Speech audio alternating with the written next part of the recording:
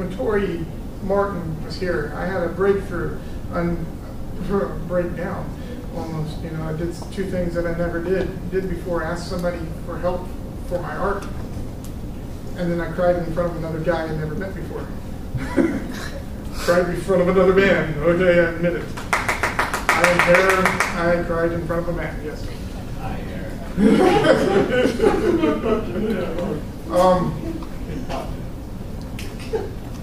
Because I didn't think my strengths were being seen. I didn't think my art was being seen. I'm not an artist drawing. I'm a writer and a photographer.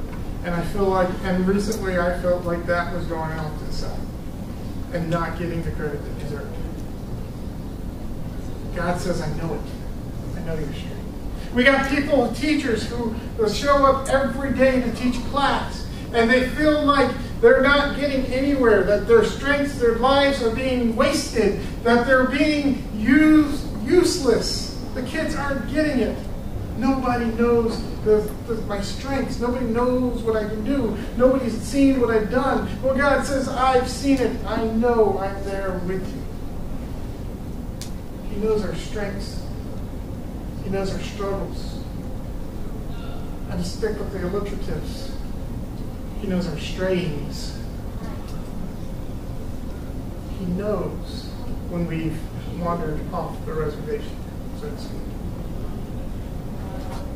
You know those times where you're not doing what you should be doing, where you're doing something you shouldn't be doing, and you know you shouldn't be doing, right? Please tell me you're with me. And you still go and do them. And the further you go into this world of not Jesus stuff, you're going further away from this world of Jesus stuff, for lack of a better analogy.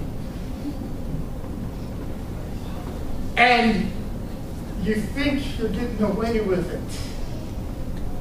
You think you're getting away with it. But nobody knows. I can get away with this. Guess what? Somebody knows. Somebody knows. Because he's right here with you in the midst of everything. The fact that God is now here gives us peace and uncomfortability at the same time. It's supposed to. That's the way God works. I don't know why he works that way. He likes to keep us on our toes, I guess. I don't know. He's not going to strike us down. He's not going to come out and kill you. He did tell the church of Ephesus, if you keep continuing your ways, I'm going to take your lampstand and remove it from the circle. He did tell other churches that he's going to strike them in one way or another. Matter of fact, there's the part where he says, do not fear the discipline that's coming to you. Do not fear the trials that are coming for you, because I'm with you. However, you also need to do this because I'm still with you. It's that balance that Christianity has. And God is here with us. But we don't live like it, do we? We live like God's never going to know anything that we do. It gets us depressed, and then it gets us scared sometimes.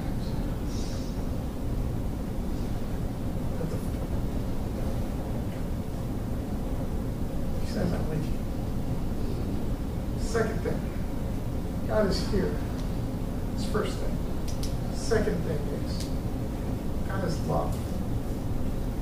We started this we started this whole sermon series talking about filters and tints and trying to figure out how you read the Bible and what do you look at and how do you look at this. I found out the tint, the filter I like to look through in reading the Bible. For those of you who don't know anything about filters, this is something you screw onto the lens of a camera. Yes, you screw it onto the lens of a camera. For those of you who don't know any cameras besides your iPhones and iPads or camera phones, you can put this on there and it changes the way the picture comes out. And I know you can do that digitally, yes, I admit this, but this is the way we did it in the old days. So it's like Instagram, but not. But not, yeah. Basically, looking through this lens, this filter, everything turns yellow. So I see everything with a yellow tint. So I mentioned this because the filter that God is looking through, the filter that we need to look at this, is through the filter of love. That God did not write anything down here to destroy us and to abuse us and to hurt us and make us feel bad about ourselves. And, want us to go into a depression. Because he's just an evil, happy God. He says, I want to destroy these people, make their lives miserable. Yeah, that's not my God.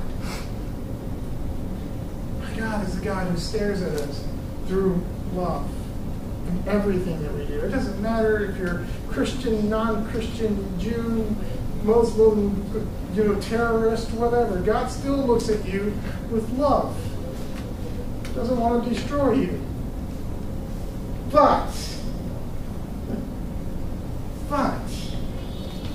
he doesn't look at us with the love of, I'm going to look at you through love, and all your bad faults are gone. Does your mom look at you like that? Does dad look at you like that? He looks at us through the lens of a loving Father. And with that, there comes some things that he's got to do. Because he looks at us and he says, I see your problems, but we got to do something about it. He looks at, first of all, let's go with the good stuff. God's love rewards, right? Time and time again, he tells these guys, he says, I'm going to reward you with let's see here. Let me find a good example. I'm going to reward you with a stone that has your name on it. That's an invitation to my party.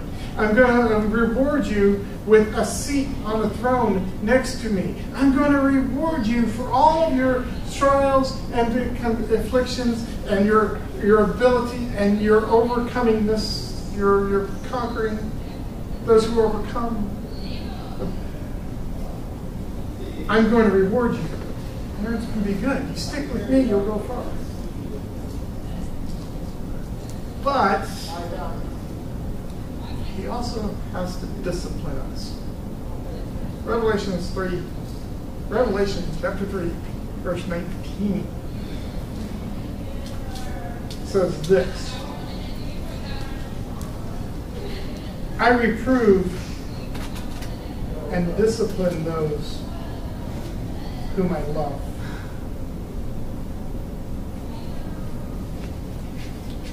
Discipline and reproving. Discipline ain't fun, is it? I can remember many, many days. I tell the story. I tell the story of my mom, because my mom is 62 years old, and she just went to the doctors, and the doctor says she still has the body of a 40-something-year-old woman. She is strong. I mean, strong. And believe me, I know how strong she is. There are parts of my body that still remember the bad things I've done because my mom put a nice hand in the appropriate location to make me remember. Not because she wanted to abuse me at that moment, maybe, but not because she hated me, not because she wanted me to feel this pain at 35. Or 30, yeah, I'm still 35. I think I'm 36. But because what I did was wrong. What I did was against the rules. What I did was illegal in some cases. Everyone won't talk about it. And she had to discipline me. Sometimes it was, I loved it when my mom told me I couldn't watch TV for a week because the next day she'd forget. and I'd be sitting there watching TV, and she wouldn't remember that she disciplined me. It's okay. But I learned a lesson somewhere in there, I'm not sure where. But I learned the lessons that Mom says don't do this, you don't do that. And things our parents teach us over the years, the beatings we get, the whoopings we get, the restrictions we get, the groundations that we get, that's not a word, but I'm making it up. I'm a preacher, I can do that. Those things that we get are because our parents love us. The things God does to discipline us. The things God looks at and either takes away from us, or sometimes He puts us through some stuff because we didn't learn the lesson once. He says, I got something to teach you. You did something wrong. Here's the discipline.